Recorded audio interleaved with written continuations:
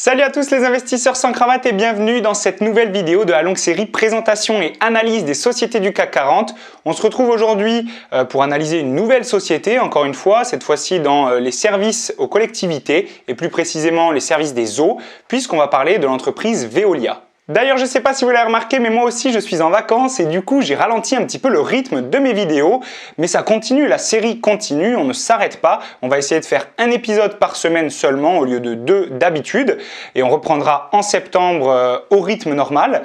Et de cette façon-là, si vous voulez en commentaire me donner le nom des sociétés dont vous voulez que je fasse l'analyse, il faut qu'elles soient quand même catégoriées dans l'indice du CAC 40, mais il n'y a aucun souci pour ça. Dites-le voilà en commentaire, comme ça je peux m'organiser et prévoir mon emploi du temps. Encore une fois, avant de commencer cette vidéo, pensez à vous abonner à la chaîne Sans Cravate si ce n'est pas encore fait et à liker cette vidéo en fin de cette dernière si le contenu vous a plu. Et si la bourse vous intéresse encore plus et que vous n'êtes pas rassasié avec ces vidéos, pensez tout simplement à vous commander le livre Débuter en bourse, comprendre et investir sur les marchés financiers. C'est votre meilleur outil pour faire la gestion de vos comptes, que ce soit compte titre ou PEA.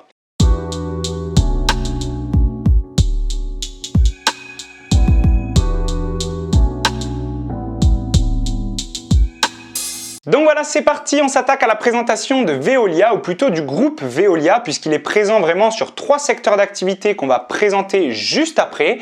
Mais sachez que pour le secteur dans lequel la société est enregistrée sur les marchés financiers, qui est service aux collectivités, il faut savoir que dans le CAC 40, il y a vraiment 3 entreprises qui sortent du lot. Il s'agit de Engie, EDF et justement de Veolia, qui sont donc les 3 entreprises françaises les plus importantes dans le service aux collectivités. Mais attention, cela ne veut pas dire que ces 3 entreprises sont en concurrence directe, puisque le secteur des services aux collectivités est assez large.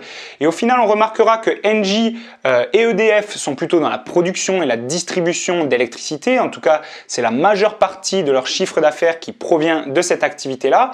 Alors que pour Veolia, on est non seulement dans l'assainissement et la distribution des eaux, mais aussi la gestion des déchets et encore une fois dans le génie climatique, chose qu'on retrouve aussi chez EDF. D'ailleurs, en fait, point très important, EDF et Veolia partagent une filiale commune, Dalkia, qui est justement concentrée sur l'activité autour du chauffage urbain, par exemple, et de l'installation et la maintenance des infrastructures dites climatiques. L'objectif de Dalkia, il est plutôt simple, c'est que autant que ce soit pour les éclairages publics en extérieur que dans les bâtiments, on soit toujours dans une logique d'économie d'énergie et tout simplement d'avoir une empreinte carbone la plus faible possible, de réfléchir avec efficacité et par exemple faire des maisons qui soient mieux isolées pour pouvoir consommer moins d'énergie sur le chauffage ou tout ce genre de choses qui font que justement dans le secteur du bâtiment, on évolue vers le carbone neutre.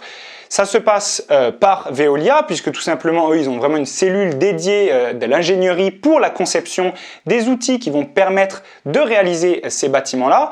Mais on retrouve aussi cette logique de faire des bâtiments propres dans les activités de promotion immobilière, que ce soit chez Bouygues, chez Vinci ou chez Eiffage, par exemple. En ce qui concerne l'activité de Dalkia chez Veolia, ça représente environ 21,6% du chiffre d'affaires du groupe. On parlait tout à l'heure de l'assainissement et la distribution des eaux. Tout ça, on le regroupe sous le paquet Water de Veolia, Veolia Eau plutôt. Et là, ça représente un peu plus de 37% du chiffre d'affaires. Et ensuite, on a dans une 3e catégorie, et la plus importante au final, c'est celle de la gestion des déchets, qui elle représente un petit peu plus de 41% du chiffre d'affaires. D'ailleurs, c'est généralement pour cette activité que les gens connaissent Veolia, puisqu'on voit les camions poubelles avec le gros logo passé dessus, puisqu'ils font la gestion des déchets, mais pas uniquement la distribution et le transport des déchets. Ils s'occupent aussi de toute leur transformation pour essayer de produire de nouvelles ressources qui sont réutilisables. Et on sait que c'est vraiment la transition écologique dans laquelle on est, et que Veolia justement a un rôle majeur à jouer ici, et que d'ailleurs si vous voulez investir quelque part dans cette transition écologique et la soutenir, que ce soit par le biais de la distribution d'une eau propre dans tous les foyers ou dans la gestion des déchets, ou justement réfléchir à des logiques plus écologiques et plus efficaces pour le réchauffement, pour le chauffage des bâtiments, voilà, vous savez où investir maintenant. Mais passons un petit peu plus dans les détails, dans les enjeux majeurs de l'entreprise Veolia. Veolia, c'est une entreprise qui a 160 ans et qui a donc vécu les 2 guerres et qui a toujours répondu présente lorsqu'il y avait du développement urbain. Il faut savoir aussi que c'est une entreprise qui a un petit peu le monopole de ces différents secteurs d'activité en France et que c'est un marché qui est au final très peu concurrentiel et on le verra par la suite avec les marges, que ce soit les marges d'exploitation ou les marges nettes qui sont très faibles. Et on se doute donc que dans ces secteurs d'activité, dans la gestion des déchets, l'assainissement des eaux et le génie climatique, il y a vraiment besoin d'avoir une taille critique pour avoir une rentabilité, puisque c'est quelque chose qui rapporte très peu. Vous vous doutez bien que la gestion des déchets, il faut la transformer, il faut transformer ces déchets pour ensuite pouvoir les vendre. Pareil pour l'eau, vous vous rendez compte que l'eau, on la consomme sans modération presque de nos jours et qu'elle est à un prix qui est vraiment peu cher. Et donc, il y a vraiment un marché où on se demande comment l'entreprise, au final, génère de l'argent, génère des profits. Et donc, on se doute bien donc, que ce marché est vraiment pas du tout compétitif. Mais finalement, Veolia a aussi une activité de contrôle et d'expertise et pas seulement de production, de gestion. Et donc toute cette activité de contrôle et d'expertise va se développer avec toutes les normes qui vont elles aussi petit à petit apparaître dans cette transition écologique justement et dans cette transition vers le carbone neutre. Et ça, pour plusieurs secteurs d'activité. On pense à l'agroalimentaire, à toute l'exploitation minière ou encore au pétrole et au gaz et aussi au démantèlement de toutes les installations justement de ces grosses industries, puisque savoir construire c'est bien, mais comprendre comment déconstruire et gérer les déchets issus de la déconstruction, c'est ultra important et moi d'ailleurs c'est quelque chose qui me plaît beaucoup et dans lequel j'aimerais beaucoup travailler et donc je reste très focus là-dessus et pour moi ça reste une entreprise qui a beaucoup d'avenir, pas forcément dans sa rentabilité immédiate à court terme, mais plutôt dans l'idée dans laquelle elle se développe et justement ce point central qu'elle joue dans la transition écologique en France. C'est quand même hyper intéressant de remarquer que dans les trois secteurs d'activité qu'on a commentés jusqu'à maintenant, le groupe Veolia présente une augmentation du chiffre d'affaires vraiment particulière puisqu'on est environ sur 2,5% de croissance des ventes entre 2018 et 2019 pour l'activité de gestion des déchets, plus 5,6% en ce qui concerne l'assainissement et la distribution des eaux et en ce qui concerne l'activité autour de la distribution d'énergie, on est à plus 8,5%. Donc presque en combinant et en faisant la moyenne de ces trois et en les pondérant par le rapport que ça a dans le chiffre d'affaires, on serait plus vers du plus 4, plus 5% de croissance des ventes par année. En tout cas, en ce qui concerne l'année 2018-2019, c'est vrai que je ne suis pas rentré dans les détails sur 5 ans, on le fera juste après. En me reposant un petit peu plus sur les chiffres, maintenant je vais essayer de vous expliquer pourquoi la société elle m'intéresse énormément dans un portefeuille qui a un profil plutôt défensif, et ce depuis la crise des subprimes de 2008. Puisque oui, Veolia a énormément subi la crise de la bulle Internet et la crise des subprimes, mais quand on regarde son impact, l'impact plutôt de la dernière crise du coronavirus sur la société Veolia, c'est moindre comparé à ces deux dernières, puisqu'on a vraiment l'impression que l'entreprise est désormais dans une stabilité financière tout à fait intéressante et les investisseurs gardent cette valeur à long terme dans un portefeuille plutôt donc défensif ou de rendement qui rapporterait ici plus 4,5, 5,5% par an. On reviendra sur ce que vous pouvez gagner grâce à votre investissement dans une société pareille juste après, mais là je vais vous expliquer dans les détails pourquoi je parle de stabilité financière. Quand on étudie le compte de résultats sur le site morningstar.fr et qu'on prend la société depuis 2015 jusqu'à 2019, on remarque que le chiffre d'affaires n'a eu cesse d'augmenter, que le résultat d'exploitation lui aussi a augmenté et le résultat net de même. Mais augmenter, c'est une chose, mais c'est aussi très intéressant de remarquer qu'il n'y a jamais eu de volatilité extrême d'une année sur l'autre. On a eu un gros investissement quand même en 2018 qui fait un petit trou dans la trésorerie, dans la variation de trésorerie nette, mais qui est rattrapé instantanément avec l'année 2019 derrière, et donc peut-être potentiellement des investissements qui ont porté leurs fruits. En tout cas, quand je parlais du compte de résultats, ce qui m'intéresse, c'est vraiment cette stabilité et cette régularité des différents éléments financiers. En ce qui concerne l'évolution du bénéfice net par action, sachez qu'à part un léger recul entre 2015 et 2016, on a un élément financier qui n'a cesse de croître d'année en année et presque de 10%, plus de 10% chaque année. On passe en 2016 d'environ 60 centimes à en 2019 1,1 euro, donc soit presque le double.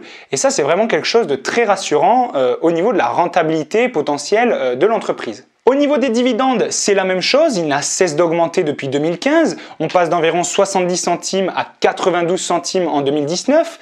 On est donc sur un rendement qui, si on prend un PRU à environ 19 €, va être autour des 4% à peu près. Et par contre, en 2020, bon, certes, il y a un dividende versé qui est de 50 centimes, mais il faut quand même retenir que voilà, il est quand même versé, il est quand même présent, chose qui n'est pas le cas pour beaucoup d'entreprises du CAC 40. Au niveau de l'étude du bilan de l'entreprise, il y a plusieurs choses qui m'intéressent et d'autres qui m'intriguent. Généralement, la première chose que je fais, c'est de regarder, de comparer les actifs circulants aux passifs circulants, en veillant bien à que le premier soit supérieur au deuxième. Et ici, c'est pas le cas. Et quand on regarde un petit peu plus dans les détails, on remarque que ce soit au niveau des stocks, que c'est régulier, que ce soit au niveau des créances clients, c'est régulier aussi. Mais quand on regarde les dettes fournisseurs, là, c'est quand même assez important. Donc, c'est ça qui fait en fait gonfler le passif et qui fait que le passif est supérieur à l'actif circulant, que le passif circulant soit supérieur à l'actif circulant. Donc ces dettes fournisseurs-là, elles sont assez importantes et donc elles justifieraient potentiellement un petit passage galère pour l'entreprise Veolia en 2019. Donc là, c'est un point très intéressant à noter et à garder en tête pour l'étude du bilan 2020, puisqu'il faudra regarder si ces dettes fournisseurs sont toujours aussi importantes dans le passif, voir si elles représentent plutôt 11 milliards comme en 2019 ou plutôt 4,5 milliards comme de 2015 à 2018. Deuxième chose qui m'intéresse particulièrement dans un bilan et qui est repris dans plusieurs ratios, ce sont les capitaux propres, tout simplement puisqu'on s'en sert pour calculer la valeur intrinsèque ou la valeur comptable de l'entreprise. On prend la valeur des capitaux propres, on la divise par le volume d'action et ensuite on compare ce chiffre au cours actuel en bourse de l'action. Et là, on a un rapport de 2 du cours sur la valeur comptable, ce qui est quand même assez important et qu'il faut absolument la comparer aux autres entreprises du même secteur pour voir si cette survalorisation est normale ou pas du tout, puisque sur le long terme, on dira souvent que la valeur du cours se dirigera vers la valeur intrinsèque de l'entreprise. Pour terminer avec les chiffres, on va présenter deux ratios de rentabilité, la rentabilité des actifs et la rentabilité des capitaux propres, c'est-à-dire le ROA et le ROE. Sur 5 ans, le ROA est très stable, aux alentours des 1%. Par contre, ça c'est quand même assez faible pour une entreprise qui a autant d'immobilisation corporelle. Et ensuite, en ce qui concerne le ROE, là, on a quelque chose de plutôt stable encore une fois, autour des 5%, mais une rentabilité exceptionnelle en 2019, justement, de plus de 10%. Est-ce que ce serait dû potentiellement à ce gros investissement qui a été effectué en 2018 et qui a fait que la variation de trésorerie nette était plutôt dégueulasse, il faut se l'avouer. Est-ce que c'est grâce à cet investissement-là que la rentabilité des actifs, que la rentabilité des capitaux propres, pardon, a été convaincante? Peut-être. En tout cas, ça va être une chose très intéressante à regarder pour les années à venir. Et en ce qui concerne le technique, finalement, pour terminer cette vidéo-là, l'entreprise, on l'a dit, elle a ramassé à 2 reprises avec la crise des subprimes et la crise de la bulle Internet. Et depuis qu'elle a retrouvé un cours plutôt stable, on voit qu'il est quand même croissant sur le long terme. Et là, si on le regarde plus précisément sur 5 ans, il évolue plutôt dans un range autour des 20 €. Moi, c'est une valeur qui potentiellement vraiment me plaît sous les 20 € dans un portefeuille soit défensif, soit un portefeuille de rendement avec un objectif à 4 ou 5%, puisqu'on a là un cours extrêmement stable. Et encore une fois, on peut quand même avoir un objectif à court terme d'environ 22 € et un objectif à long terme de 26 €. Voilà, on arrive au bout de cette vidéo. J'espère que cette dernière vous a plu, que cette petite présentation a encore une fois amélioré votre culture générale du monde de l'entreprise en France. Moi, c'est une entreprise qui me plaît beaucoup, Veolia, et ce serait un plaisir d'y travailler en tant qu'ingénieur, peut-être à voir un de ces jours, je ne sais pas. Donc voilà, j'espère que ça vous a plu et pensez à liker cette vidéo si justement vous êtes content du travail effectué. Abonnez-vous à la chaîne et potentiellement achetez le livre Débuter en bourse sur Sans Cravate ou sur Amazon. Ciao ciao les investisseurs et à bientôt, à mercredi prochain pour une prochaine vidéo.